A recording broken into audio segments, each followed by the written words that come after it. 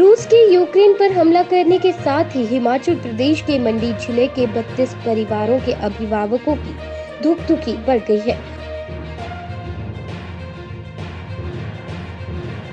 मंडी जिला से संबंधित 32 लोग पढ़ाई और रोजगार को लेकर यूक्रेन में जारी जंग में फंस गए हैं। स्वदेश लौटने के लिए अभी किसी भी प्रकार की हवाई सेवा यूक्रेन में मौजूद नहीं है। यूक्रेन सरकार द्वारा लोगों को आपात स्थिति से निपटने के लिए तैयार रहने की एडवाइजरी जारी कर दी गई है। बता दें कि मंडी जिले के यूक्रेन में 32 लोग फंसे हुए हैं। इनमें उपमंडल गोहर से 1, बल्ह से 2, सुंदरनगर से 5, थुनाग से 4, सरकाघाट से 3, करसोग से 2, कोटली से 1, धर्मपुर से 3, मंडी शहर का 1, पद्धर से 1 और जोगिंदर नगर से 9 लोगों के यूक्रेन में फंसे होने की सूचना है। यूक्रेन में फंसे छात्रों ने और उनके अभिभावकों ने सरकार से उन्हें सुरक्षित घर वापस लाने की गुहार लगाई है। सुनिए क्या कुछ कहना है यूक्रेन में फंसे छात्रों का और उनके अभिभावकों का।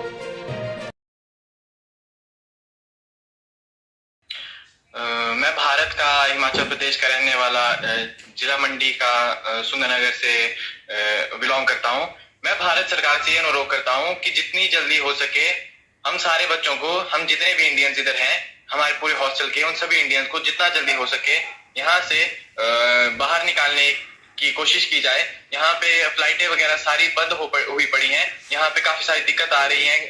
कईयों के एटीएम्स चल रहे हैं, कईयों के एटीएम नहीं चल रहे हैं। तो बस हम भारत सरकार से ये अनुरोध करते हैं कि जितना जल्द से जल्द हो सके हमें यहाँ हमारे लिए कोई मदद भेजी जाए, जिससे कि हम समय पे यहाँ से निकल पाए।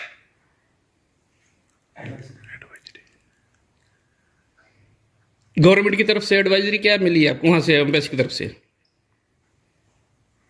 एम्बेसी की तरफ से स्टार्टिंग में एडवाइजरी मिली थी कि जितने भी इधर लोग हैं, पहले जितने भी लोग हैं कि जितनी जल्दी हो सके यहाँ से यूक्रेन से जितना जल्दी हो सके अपनी फ्लाइटें बुक करवा के निकले। लेकिन पिछले 2 दिनों से यहाँ यूक्रेन में इमरजेंसी लगी हुई है, जिसकी वजह से अब कोई भी फ्लाइटें, चाहे गवर्नमेंटल हो, कोई भी फ्लाइटें, प्राइवेट प्लेन्स नहीं उतर पा रहे हैं। इसकी वजह से अब ज्यादातर लोग यहाँ पे फंसे हुए हैं। तो बस अभी आगे बस इंडियन गवर्नमेंट को ही देख रहे हैं कि वो अगला कदम क्या उठाएंगे हमें सभी को बचाने के लिए। एम्बेसी कितना हेल्प कर रही है? एम्बेसी कितना हेल्प कर रही है? एम्बेसी हेल्प कर रही है। एम्बेसी बीच में सभी को बता रही है कहाँ पे क्या सिचुएशन है, पड़ी हुई कितनी क्रिटिकल सिचुएशन है। एम्बेसी ने बीच में एडवाइजरी भी जारी की है, भी थोड़ी सिचुएशन क्रिटिकल है, लेकिन भारत सरकार जो है कहीं ना कहीं से सभी को निकालने की कोशिशें कर रही है। खाने पीने का सामान हो, लोग सारे इकट्ठा कर रहे हैं आसपास, और जो यूक्रेनियन लोग हैं पैसे निकाल रहे हैं अपने, बस जितने बैंक अकाउंटों में, बस क्या में आज निकाल रहे थे सारे। क्या तेरा एटीएम चला हुआ आज? क्या एटीएम चला उसका? लड़की का, गैलेक्सी का भी एटीएम चला क्या आज? पैसा निकला उसमें से? हाँ, लड़की का चल गया। चला उसका एटीएम चल गया। अच्छा। यहाँ बोल रहे हैं कि एटीएम वगैरह बंद हो गए सभी। कईयों के एटीएम नहीं चल रहे, फिर अब कईयों के पता नहीं क्या 50-50 हो रहे हैं मतलब।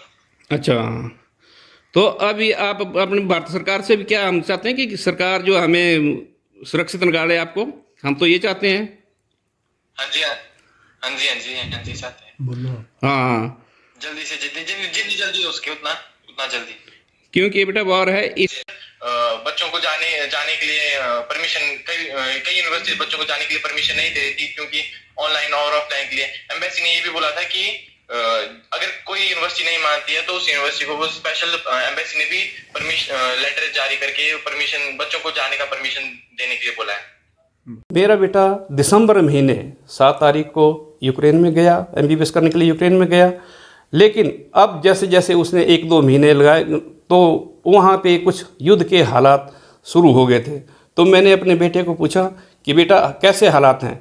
तो उसने बोला कि पापा अभी तक तो कोई ऐसा इशू नहीं है, लेकिन जैसे ही आजकल जैसे चला हुआ है 2-4 दिनों से हम देख रहे हैं कि टीवी में देख रहे हैं, मीडिया के द्वारा देख रहे हैं कि वहाँ पे हालात बहुत बदतर हो गए हैं। तो मैं भारत सरकार से और अपनी गवर्नमेंट हिमाचल प्रदेश से यह अनुरोध करता हूँ कि मेरे बच्चे को अति शीघ्र वहाँ से निकाला जाए। बच्चे को लाने के लिए हमने उसके टिकट वगैरह कंफर्म कर ली, उसके लिए पैसा भेज दिया था, लेकिन वहाँ पे जैसे ही कल जो एयरवेज बंद हुआ उसके वजह से जो है उनकी फ़्लाइट वगैरह वो रद्द हो चुकी है। अब उनका आने का कोई भी जरिया नहीं है। बेटा बताता है कि वहाँ पे खाने के लिए जो है काफ़ी लंबी कतारें लोग वहाँ पे राशन लेने के लिए जा रहे हैं, और वहाँ पे जो है अभी राशन भी उनमें बहुत कम रह गया है।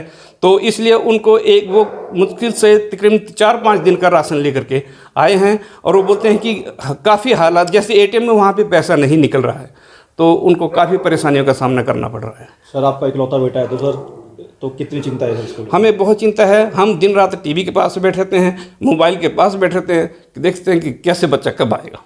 मैं बहुत आभारी होऊंगा भारत सरकार का और माननीय श्री नरेंद्र मोदी जी के और हमारे ठाकुर जयराम जी का बहुत आभारी रहूंगा अगर मेरे बेटे को वहाँ से अति शीघ्र निकाल दिया जाए। मेरा नाम सरला देवी है, मैं हिमाचल प्रदेश की रहने वाली हूँ। मेरे गांव का नाम महादेव है। मेरा बच्चा MBBS के लिए यूक्रेन में पढ़ने के लिए गया हुआ है। मेरी भारत सरकार से अनुरोध है कि वो मेरे बच्चे को सुरक्षित घर पहुंचाए, और हिमाचल सरकार से भी अनुरोध है कि वो बच्चे को घर लाने में पूरी सहायता करे।